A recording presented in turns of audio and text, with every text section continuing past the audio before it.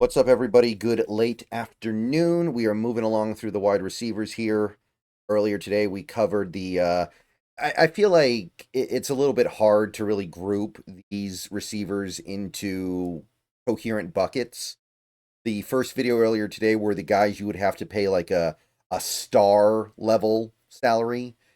So this one going to be more like the starters.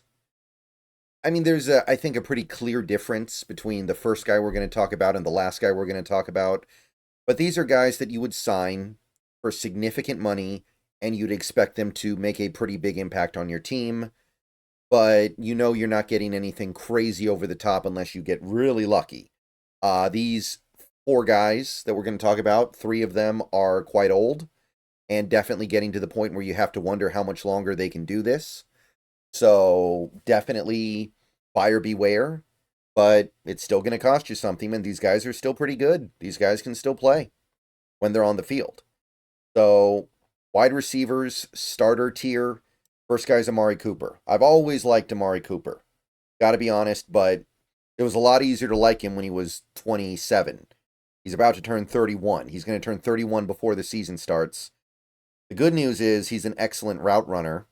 So his ability to play at a high level is going to maintain fairly well going forward, right? It's not like he's going to lose his speed and that was the only thing keeping him afloat, right? But his days of being at the top of the world in terms of production are probably over. He didn't do a lot in 2024. Not even 550 yards, right? Made the Pro Bowl in 2023, so I guess that's pretty recent, but he's just getting to the age where it makes sense why there would be a decline. So I don't know if it would make sense for him to suddenly bounce back and become some really good receiver again. He's still good, still worth playing, and I imagine, look, again, there's grace that you extend to a player when he gets traded from one team to another as a receiver. You just have to understand that it's not going to be easy for him and he's not going to produce the way that you would expect him to. But the age also lines up here. PFF thought he was okay this last year, although below average for a wide receiver, should be noted. Year before that, they liked him. He was top 20. This was that year in Cleveland he made the Pro Bowl. Still not elite, though, and this was 2 years ago now, so I'd be very careful on deriving too much from this. The price, according to Spotrac, 2 years, $28.4 million. That's $14.2 million a year on a 2-year deal, which that's about right. I think that this is a pretty reasonable number. I could see this happening. Now, I'm thinking about it. If the Seahawks keep DK Metcalf, do I want to spend $14.2 million a year on a number 2 receiver when I have JSN and I know that Kubiak likes to go 2 receivers a lot? Probably not. Would I want Amari Cooper if we traded DK Metcalf, knowing that we still need to go for it in 2025?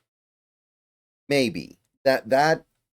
Maybe that could work. You've got Amari Cooper as your number 2 and JSN as your number 1. If Kubiak could find a way to make those 2 guys work, I could see it, right? And you are saving money versus a DK extension, right?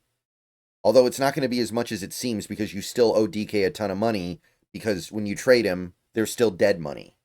But on the field, I could see it. Stefon Diggs, next guy here, just turned 31 a couple of months ago. So also getting up there in age, getting up there in years like Amari Cooper. And he's coming off a season where he just didn't do that much. He only played 8 games, not even 500 yards.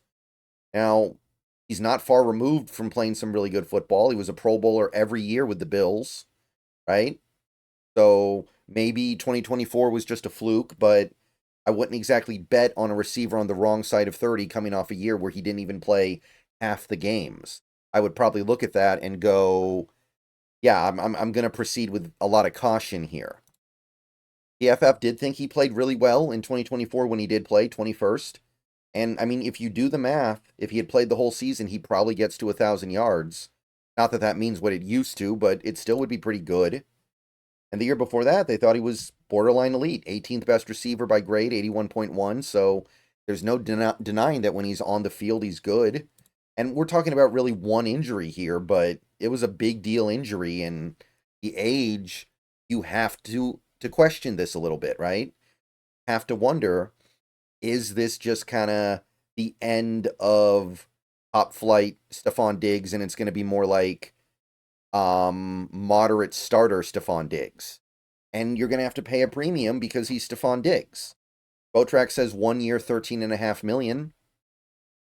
That's a big prove it deal, right? Like if you're saying that Stefon Diggs needs to prove it, that's a lot of money, and there's nowhere to put that money other than void years. So, little uneasy about this one for me. I don't know if I'm doing this one. I want that second year. And I don't know if it's good business to give Stefon Diggs a second year when we know that he just suffered a major injury and he's getting older. I'm not super into this one. Keenan Allen. Next up, Keenan Allen. This to me might be the biggest buyer beware player in free agency this year. About to turn 33. He's going to turn 33 around draft time. He does have size, so he's got that going for him. There are plenty of things that he does well. He is a good route runner. He does have pretty good hands. But he's already a guy that has missed a decent number of games over the last few seasons.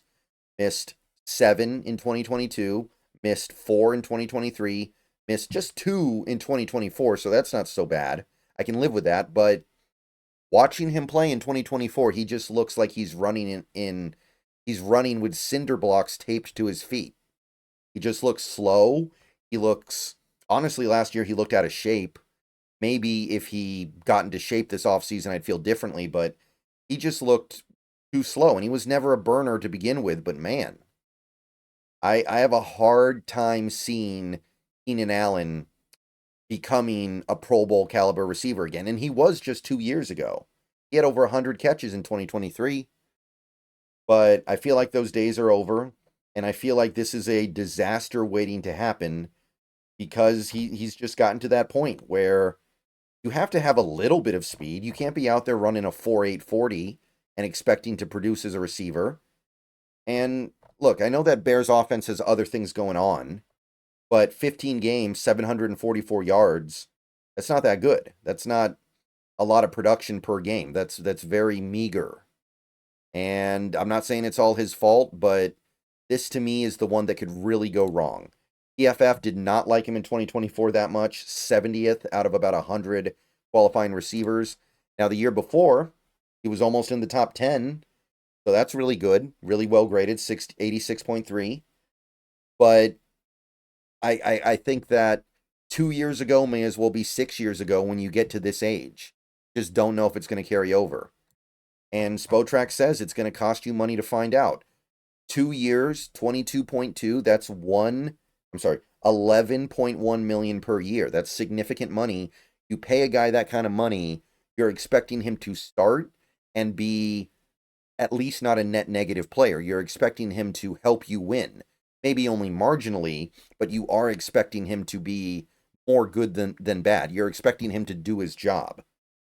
And I'm just, yeah, buyer beware. That's to me defines Keenan Allen this offseason. Okay, one more guy, Marquise Brown. And this one definitely feels like you've shifted down a notch from the last three. Now, the good news is he's younger, right? He's only going to be 28. Really doesn't have a ton of miles on him. We know he's talented. We know he can do stuff in this league. But you're working through some stuff here. He's a smaller guy. He's 5'9", 180. We know that. He hasn't had a 1,000-yard season since 2021 with the Ravens. He's coming off a season where he played 2 games and had 9 catches before the playoffs, right? He basically missed the season. But the year before that, his catch rate was 50%. There's just not a lot of reason to be super optimistic about Marquise Brown. There's just not a lot of reason to believe that he's going to get back to form now. Like, he probably will eventually, but is that going to happen this offseason or next offseason? So you're definitely going to get a discount here, but I imagine you're still going to pay non-trivial money. He feels like he can start in this league, justifiably so. He's done good things in this league. He's had a 1,000-yard season. And he did that playing with Lamar on the Ravens, right? All the Ravens do is run the ball. Getting 1,000 yards with the Ravens is no joke. They are a running team. So that's worth some credibility, but just hasn't done that much over the last 3 years. It's very marginal. Not even touched 70 catches in any one season. Hasn't played a full season. He only missed 3 games 2 years ago, but still, it was a big injury he had.